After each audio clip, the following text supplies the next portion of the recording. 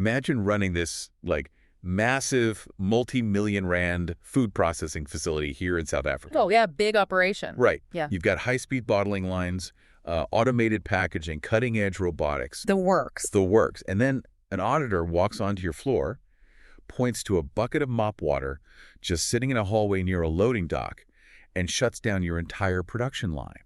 Ouch. Yeah. Just because that specific mop water isn't strictly safe enough to drink. Yeah.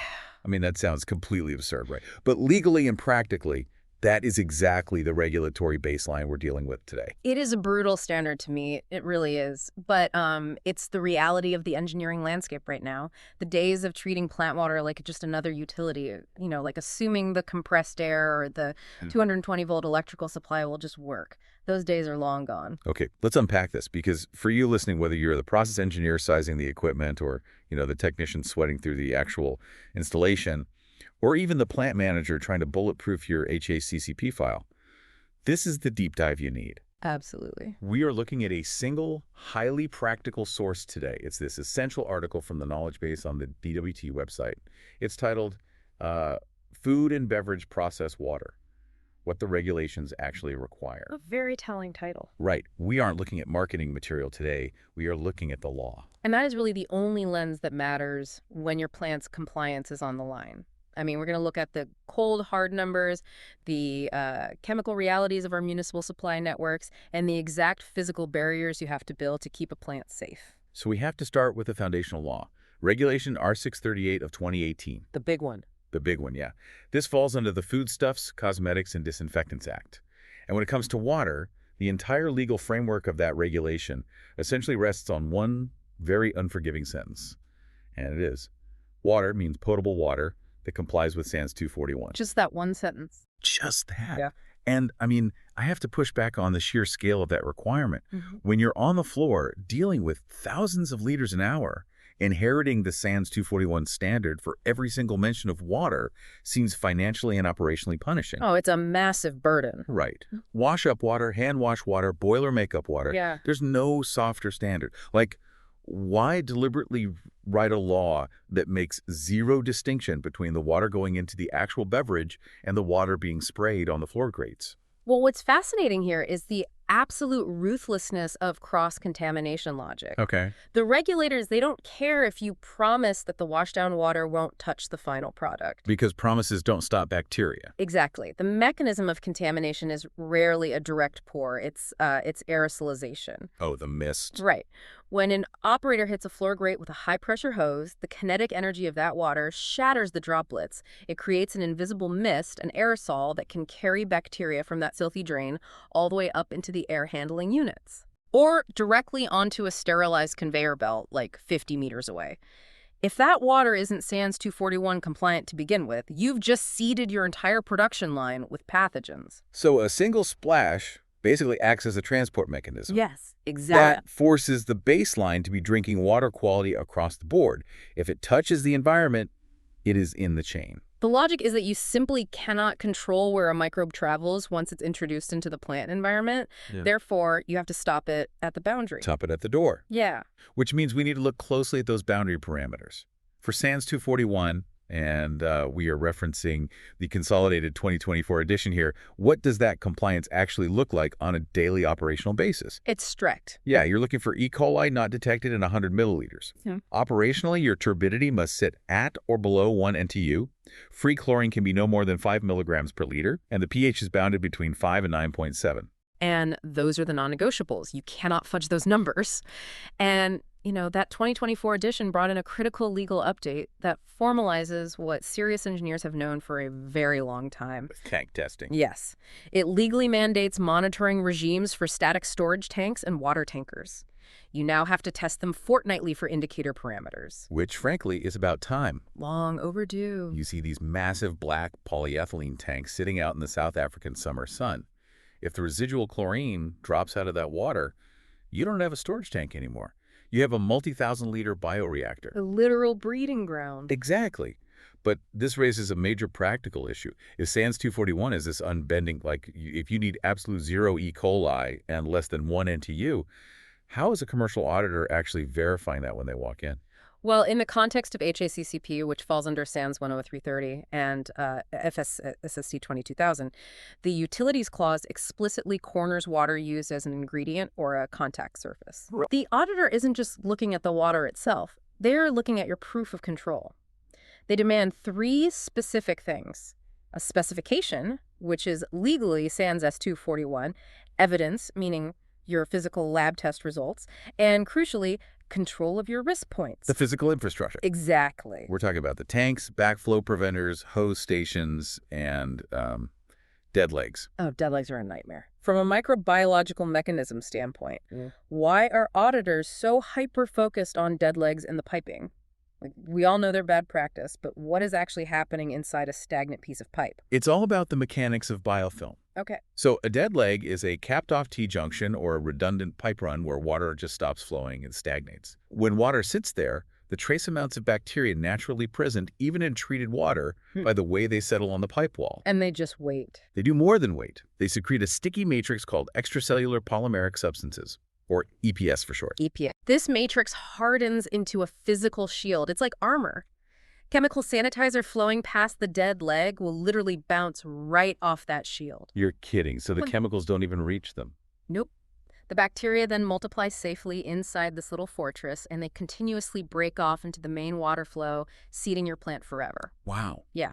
Your incoming water could be absolutely perfect, and a single dead leg will ruin every batch of product you make. That is a terrifying mechanism. And speaking of incoming water, we need to address the elephant in the room here. You just said your incoming water could be perfect. Right. Could be. Let's look at the Blue Drop report from 2023. 46% of assessed water supply systems in this country achieved poor or bad microbiological compliance. Staggering. 46%. That's practically a coin flip. If you treat the municipal connection like a reliable utility, you are gambling your entire business. It fundamentally changes the required engineering philosophy. Outside of a few highly controlled metropolitan zones, the national data is just abundantly clear. You cannot build a food safety program on the assumption that the municipality will hand you SANS 241 compliant water 365 days a year. It is not a utility. It is a wild card raw material. Precisely. I mean, think about it. If you're buying raw milk or raw grain, you test it and you process it before using it, right? Of course, you wouldn't just dump it in. Exactly. Serious plants treat their incoming municipal water the exact same way.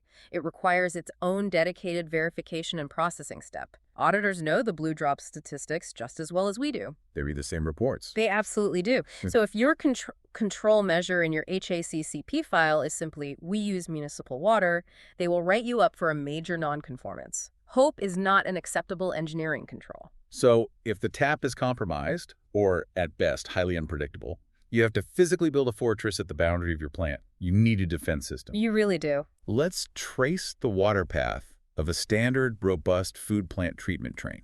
And I don't just want to list the equipment here. I want to know exactly what failure mode each vessel is neutralizing. Okay, let's break it down. The very first point of contact, as soon as the water enters the property, should be a break tank. This physically decouples the plant's internal pipework from the municipal mains. So it's not just for buffering capacity during a water cut, then? I mean, the buffering volume is useful, yes, but mechanically, it breaks the mains pressure. Municipal networks suffer from severe pressure spikes and hydraulic shock. Like water hammer. Exactly. Especially after a pipe burst is repaired and they turn the mains back on. If that kinetic energy hits your sensitive filtration equipment directly, it will fracture media beds and blow out your seals. Ouch. Yeah. The break tank absorbs that kinetic energy. Makes sense. So from the break tank, the water is pumped into media filtration, usually sand or AFM, right? Correct. This is targeting turbidity, the suspended solids, the dirt. But again, a lot of people think turbidity is just an aesthetic issue, like the water looks a bit cloudy. But the SANS 241 limit is 1 NTU. Why is 1 NTU the magic, rigid threshold before we even get to the purification stages? Because of how suspended solids interact with your downstream disinfection. Think of high turbidity water like a dense asteroid field. Okay, I like that visual. The dirt particles are the asteroids. If you try to sterilize that water with UV light later down the line, Imagine the UV light as a laser. The bacteria literally hide behind the dirt particles. Oh, wow. Like physical shadows. Exactly. The physical mass of the dirt blocks the UV transmittance. The bacteria pass right through the shadow unharmed. And the same applies to chemical sanitizers. The dirt consumes the chemical before it can even penetrate the bacterial cell wall. If you don't strip the turbidity down below 1 NTU, you are blinding your UV systems and crippling your chemicals. That makes perfect sense. You have to clear the field before you can shoot the target. Okay, so we've absorbed the hydraulic shock, we've filtered out the asteroid field. Next in the standard train is softening, which removes the calcium and magnesium. That is purely a mechanical protection mechanism, right? Yes, largely. Calcium carbonate precipitates out of water when it's heated. It forms hard scale. Right. If you don't soften the water, that scale plates onto your boiler tubes and the heat exchangers in your pasteurizers. Scale is a phenomenal insulator. A single millimeter of scale can drastically drop your heat transfer efficiency. So you're burning more fuel. Costing you a fortune in energy, yes, and potentially compromising your pasteurization temperatures, which becomes a massive food safety issue. After softening, we hit the heavy hitter. Reverse osmosis, RO. The big guns. Now, most engineers know RO strips out the dissolved minerals by forcing water through semi-permeable membranes against osmotic pressure. Yeah. But in a food and beverage context, why go to that extreme if the municipal water is already fairly low in minerals?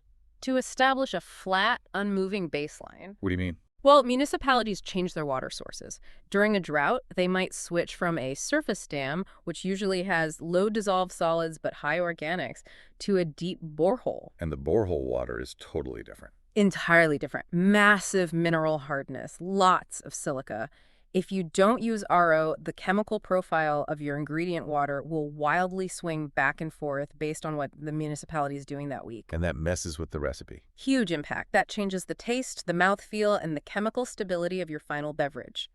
RO removes that variability. It guarantees that the water entering your mixing tanks today is chemically identical to the water you used 6 months ago. It flattens the curve. Exactly. And then finally, you put ultraviolet light at the end of the line as the ultimate microbiological barrier. Correct. Assuming your media filtration kept the turbidity below 1 NTU, the UV will comfortably destroy the DNA of any surviving pathogens. Okay, that is a fantastic standard blueprint. Yeah. But we deliberately skipped over a stage right in the middle. The carbon filtration. Ah, yes, we did. And here's where it gets really interesting. Because if you were designing a plant in Gauteng, or anywhere supplied by Rand Water, the standard engineering rules for carbon filtration completely fall apart. They absolutely do. We use activated carbon to remove chlorine from the municipal water before it hits the RO membranes, right? Yeah. Because the chlorine will oxidize and destroy an RO membrane in a matter of hours. But Rand Water doesn't use standard free chlorine, do they? No, they don't. Rand Water operates a massive, sprawling distribution network. Free chlorine reacts very quickly, which means it dissipates too fast to protect water traveling hundreds of kilometers. So at their booster stations, they apply chloramination. Chloramination. Right. They dose ammonia into the chlorinated water. Chlorine plus ammonia. Exactly. This creates chloramine. Chloramine is an incredibly stable chemical bond. It provides a long-lasting residual that survives the journey all the way to the end user. But that stability is a nightmare for standard water treatment equipment. And this is the trap. This is the detail that will cost a plant manager hundreds of thousands of rands if they get it wrong. Explain the mechanical difference in how carbon handles free chlorine versus chloramine. Okay, so standard activated carbon works primarily through adsorption. It has a massive microscopic surface area. With free chlorine, the kinetic reaction is very fast. Yeah. The water passes through the carbon bed, the chlorine reacts almost instantly with the carbon surface, and you get clean water. But chloramine is sluggish. The chemical bond is just too strong. If you push chloraminated water through a standard carbon vessel, the carbon acts like a sieve trying to catch water. It just misses it entirely. Yes. The chloramine just slips right through the pores before it has time to react. It survives the carbon, hits the RO membranes and burns them up. Yes. The RO membranes will fail, your plant will halt, and the membrane replacement costs will be staggering. The published engineering solution for this is catalytic carbon. Catalytic carbon. How does that actually differ from standard carbon? Is it just like a finer mesh? No, it's a structural modification. During the manufacturing process, the surface structure of the carbon is chemically altered, often using nitrogen dopants. Oh. This creates active catalytic sites on the carbon. It doesn't just act as a sponge, it actively acts as a chemical catalyst to forcefully crack the ammonia-chlorine bond apart so it can be removed. That's fascinating. But even with that chemical advantage, it is still slow. The critical sizing parameter here is EBCT, empty bed contact time. The actual dwell time the water spends inside the vessel. Precisely.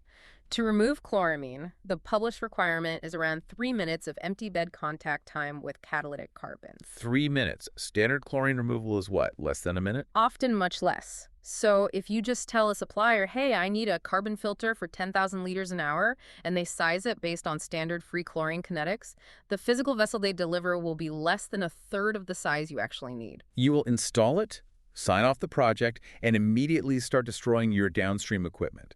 You have to explicitly specify catalytic carbon sized for chloramine at a 3-minute EBCT. That is exactly why we do these deep dives. You can't just copy-paste a plant designed from Europe or even Cape Town into a Gauteng facility without understanding the chemical makeup of the specific municipal pipe feeding you. You really can't. Okay, so we've built the fortress.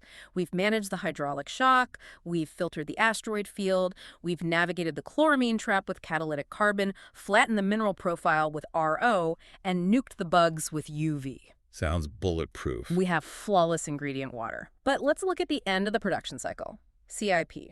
What are the expectations for cleaning the plant? CIP, as everyone knows, is cleaning in place.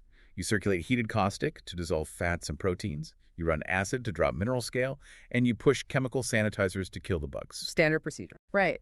But the most critical step, microbiologically speaking, is the very last one. The final water rinse. You have to flush all those aggressive cleaning chemicals out of the pipework before you introduce the next batch of product. And the published dairy engineering guidance on this is absolutely rigid.